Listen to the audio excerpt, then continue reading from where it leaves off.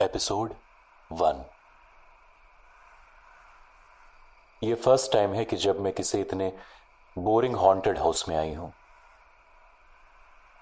इसमें जितने भी स्टैचूज और ट्रैप्स हैं वो इतने बोरिंग हैं कि मुझे जरा भी डर नहीं लगा। ये सब बहुत बचकाना था। और हम जैसी नई जनरेशन के लोग तो स्ट्रांग होते हैं, और वैसे भी असल में भूत होते ही नहीं हैं। वैसे तो मुझे कहना नहीं चाहिए, लेकिन मैंने पहले ही कहा था कि यहां आने से बेहतर तो हमें हॉस्टल में रुकना चाहिए था। मैं अपने गेम के अगले लेवल तक पहुंचने के काफी क्लोज था। हॉन्टेड हाउस के सामने ग्रुप में खड़े हुए कुछ स्टूडेंट्स आपस में बातें कर रहे थे। रोहित, जो हॉन्टेड हाउस के एडवर्टीजमेंट पेपर्स का बंडल लेकर खड़ा था, उसे यह सब सुनकर थोड़ा बुरा लगा। लोगों को डराना भी एक कला है, लेकिन हॉरर फिल्मों के बढ़ते हुए ट्रेंड और बाजार को देखकर कुछ इंसानों ने इसे मजाक बनाकर रख दिया था। यही वजह थी कि हॉन्टेड हाउस में जाना अपने खुद के गार्डन में घूमने जैसा था। बॉस, उसके पीछे से आती एक लड़की की आवाज ने उसे चौंकाया। रोहित ने पलट कर देखा कि एक क्यूट सी ज़ॉम्बी, जो कि एक नर्स के गेटअप में थी, हॉन्टेड हाउस से दौड़कर उसी की ओर आ रही थी। क्या प्रॉब्लम हो गई श्रुति? ज़ॉम्बी का नाम श्रुति था, और वो हॉन्टेड हाउस के टेम्परेरी आर्टिस्ट में से एक थी। वो कुत्ते कमीने आवारा लड़के, उन्होंने मेरे साथ बदतमीजी की।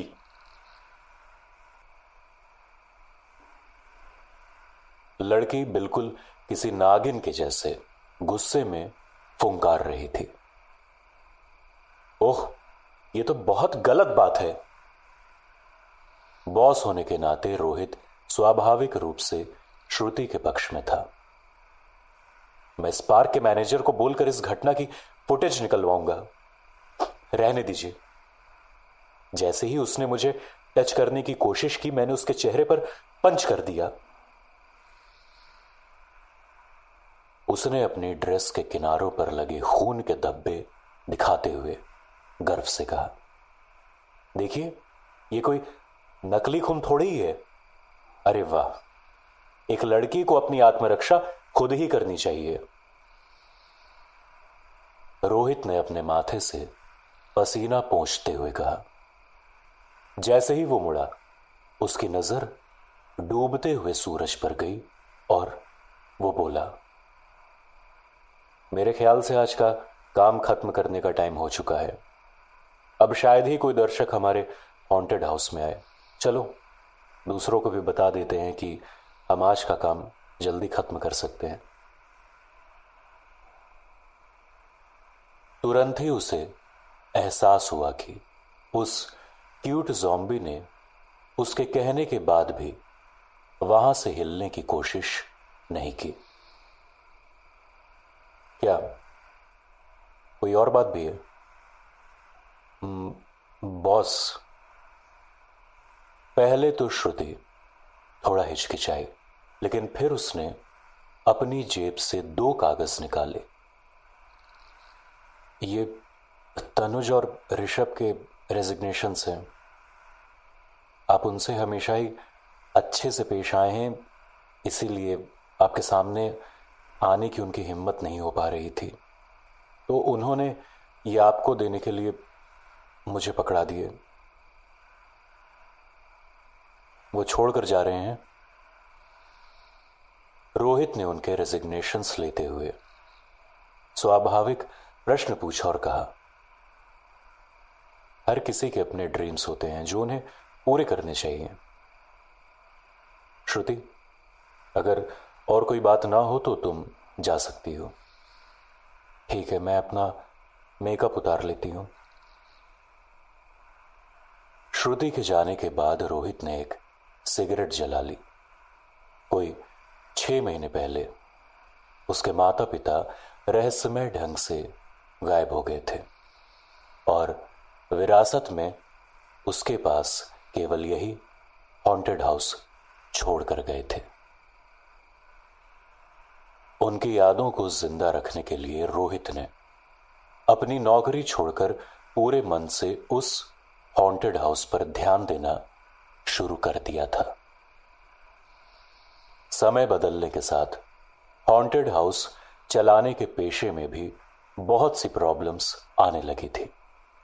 वक्त के साथ साथ डरावने दृश्य अपना असर खोने लगे थे और उन दृश्यों को लगातार बदलने के लिए बहुत सारे संसाधनों और रुपयों की जरूरत होने लगी थी। कुछ हफ्ते पहले से ही हॉन्टेड हाउस नुकसान में जाने लगा था। टिकटों की बिक्री से होने वाली इनकम बिजली पानी का खर्चा निकालने के लिए भी काफी नहीं थी। पता नहीं ऐसे कब तक चल पाएगा। रोहित ने मन ही मन सोचा। अपनी सिगरेट फेंक कर जैसे ही रोहित हॉन्टेड हाउस लौटने के लिए मुड़ा, उसने देखा कि एक शख्स सीधा उसकी ही ओर चला आ रहा था। उस शख्स को देखकर रोहित की चाल में अचानक एक ऐसी तेजी आई जैसे बिल्ली को देखकर चूहे की चाल में आ जाती है। तुम मुझसे बचकर भाग नहीं सकते। उस शख्स ने मजबूती से रोहित के कंधे पर हाथ रखते हुए कहा, आज हमें इस बारे में बात करनी ही होगी। तुम पर 2 महीने का किराया बाकी है, ऊपर से अधिकारी मुझ पर किराया वसूलने के लिए दबाव बना रहे हैं। इसलिए किराया चुकाओ और मामले को रफा दफा करो। वर्मा अंकल, ऐसी बात नहीं है कि मैं किराया चुकाना नहीं चाहता, पर मेरे पास आपको देने के लिए वाकई में कुछ भी नहीं है। क्या आप मुझे 1 महीने का वक्त और दे सकते हैं? यही तुमने पिछले महीने भी कहा था। मैं वादा करता हूं कि ये आखिरी बार होगा।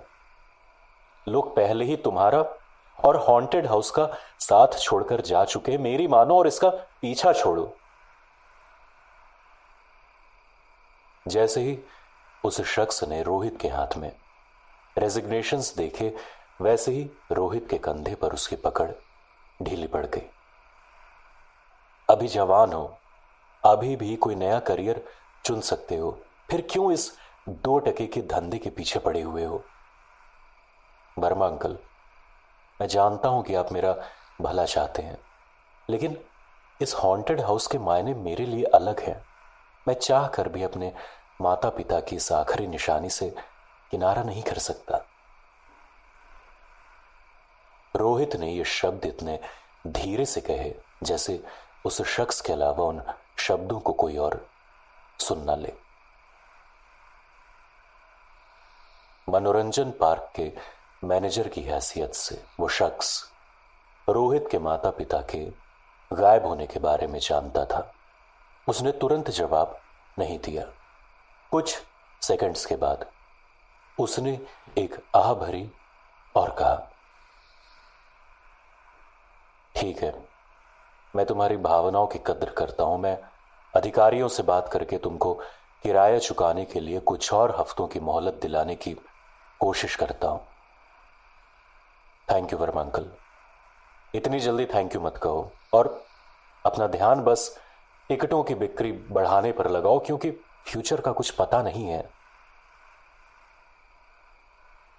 मैनेजर के जाने के बाद रोहित हॉन्टेड हाउस लौट आया और मशीनों की जांच, सामान की देखरेख और साफ सफाई जैसे रोज के काम करने लगा। स्टोर में रखा नकली खून लगभग खत्म हो गया है। मुझे नया डब्बा लेना पड़ेगा। अगर ये कॉरिडोर एक तरफ से थोड़ा और झुकाया जा सके तो लोगों को और ज्यादा डराने के लिए बढ़िया रूम बन जाएगा। अरे, ये स्टैचू तो बिल्कुल टूट गया है। अब मुझे इसकी मरम्मत करनी पड़ेगी। अरे यार, वो लाइट कहां गई जो मैंने पिछले हफ्ते यहां लगाई थी? अब उसे कौन चुरा ले गया? हॉन्टेड हाउस को चलाने में कितनी मुश्किलें आ रही थी, ये रोहित से बेहतर भला कौन जान सकता था। हॉन्टेड हाउस मनोरंजन का एक जरिया था।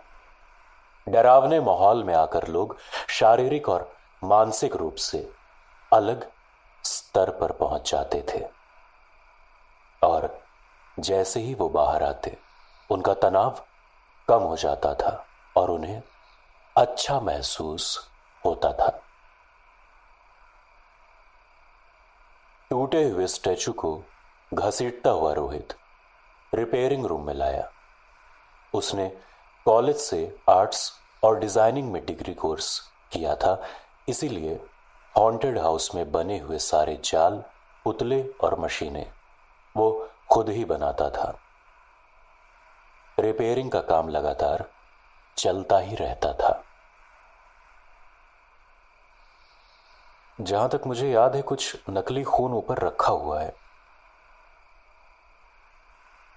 हॉन्टेड हाउस 3 मंजिला था। पहली और दूसरी मंजिल पर डरावने दृश्य और जाल बने थे, जबकि तीसरी मंजिल पर एक स्टोर रूम था।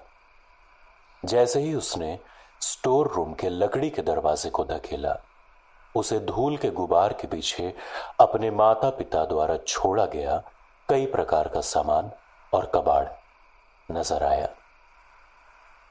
पुरानी यादों से बचने के लिए रोहित यहां बहुत कम आता था। अगर मुझे ठीक से याद है तो मैं लगभग 6 महीने के बाद यहां आया हूं। वो मन ही मन बोला। कई सामानों को देखकर उसे अपना बचपन याद आ गया। उस वक्त उसके माता पिता हॉन्टेड हाउस चलाते थे और साथ ही उसे बहुत से शहरों में लेकर जाते थे, ताकि अलग अलग शहरों में जाने से हॉन्टेड हाउस को अच्छे दर्शक मिल सके। और इस वजह से रोहित को अपने माता पिता के साथ देश भर में घूमने का मौका मिलता था। जब उसके माता पिता बिजी होते थे तो वो रोहित को डरावने सामानों के साथ अकेला छोड़ देते थे।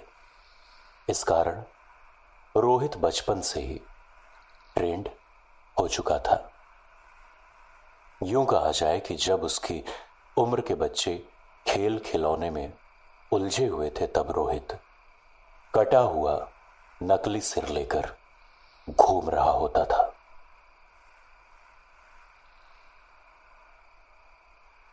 कितनी खूबसूरत यादें हैं।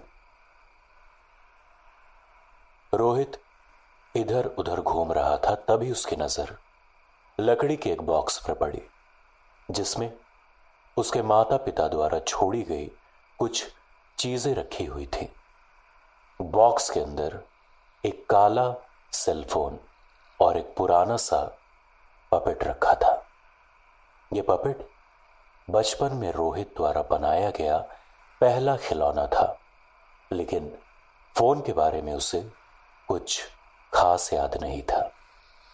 ये दोनों सामान बाद में एक बंद पड़े हॉस्पिटल में मिले थे, लेकिन रोहित के माता पिता आधी रात को उस हॉस्पिटल में क्यों गए थे, इसके बारे में पुलिस के पास भी कोई जवाब नहीं था।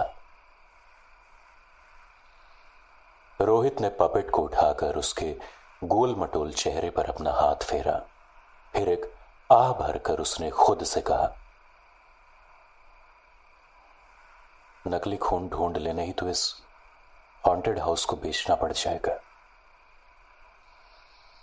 रोहित खुद से बातें कर ही रहा था कि अचानक वो काला सेलफोन, जो बॉक्स के अंदर शांत था, एक हल्की रोशनी के साथ अपने आप चालू हो गया।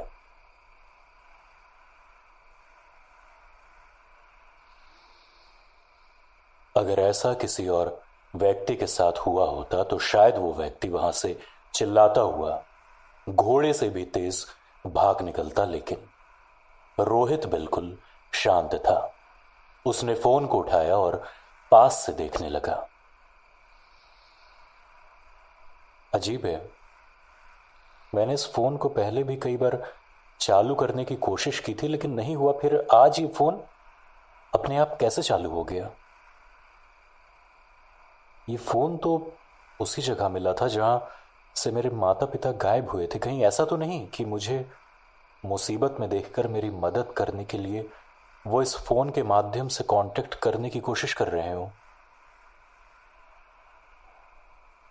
रोहित ने फोन को स्वाइप किया और देखा कि होम स्क्रीन पर सिर्फ एक ही ऐप मौजूद था। इस ऐप का आइकन उसके हॉन्टेड हाउस के जैसा ही था। रोहित ने तुरंत ही उस ऐप के आइकन पर टैप कर दिया और ऐप पर खून बिखेरते हुए शब्दों की एक लाइन नजर आने लगी। क्या तुम भूतों पर यकीन करते हो? अब ये क्या बकवास है? रोहित जैसे पढ़े लिखे इंसान के लिए भूतों पर यकीन करना थोड़ा मुश्किल तो था, लेकिन मन में कुछ सोचते हुए उसने कहा, वैसे इस दुनिया में भूत होने तो चाहिए। और उसी पल स्क्रीन पर एक नया मैसेज आया। तुम्हारा यकीन ही तुम्हारा जवाब है। इस पल से तुम इस हॉन्टेड हाउस के आधिकारिक तौर से मालिक हुए। जाहिर है ये कोई खुश होने वाली बात नहीं है। ट्यूटोरियल के खत्म होने से पहले मेरी आखिरी सलाह ध्यान से सुन लो। आत्महत्या इंसानों द्वारा की जाने वाली सबसे बेवकूफी भरी हरकत है। इसलिए जिंदा रहने के लिए हमेशा कोशिशें करते रहना। अब ये क्या बात हुई? वैसे मेरे पापा भी ऐसी ही बातें करते रहते थे। रोहित ने ऐप पर दोबारा से टैप किया और अगली स्क्रीन उभरी जिसमें कुछ जानकारियां लिखी हुई थी, जैसे कि हॉन्टेड हाउस जो शहर की सबसे डरावनी जगह है। स्टेटस अब लगभग बंद होने के कगार पर है। रेपुटेशन 0 है। डेली विजिटर नंबर्स अब लगभग 4 के आसपास हैं। मंथली विजिटर्स लगभग 10 से ज्यादा नहीं है। नंबर ऑफ घोस्ट्स 0 है। आइटम्स स्टोरेज 0 है। अचीवमेंट्स कुछ खास नहीं है। आगे हॉन्टेड हाउस में लगने वाली थीम्स के बारे में लिखा हुआ था कि अभी लगी हुई थीम जिंदा मुर्दों की रात, जिसमें सारे स्टेज इक्विपमेंट खराब हैं। खूनी शादी और मिडनाइट मर्डर की रेटिंग्स के आसपास है। खूनी बस इस थीम की रेटिंग 2 है। उसके हॉन्टेड हाउस की हर जानकारी उस ऐप पर थी। यह देखकर रोहित चौंक गया। रोहित की नजरें ऐप पर जमी हुई थी। उसने आगे पढ़ना जारी रखा।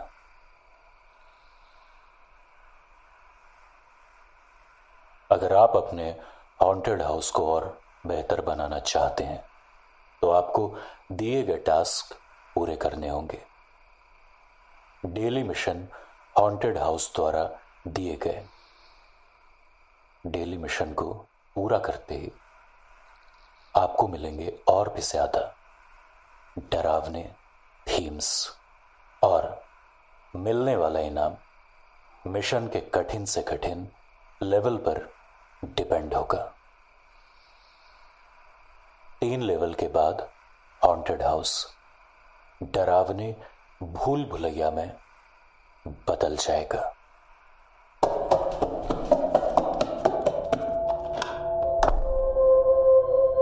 Haunted house.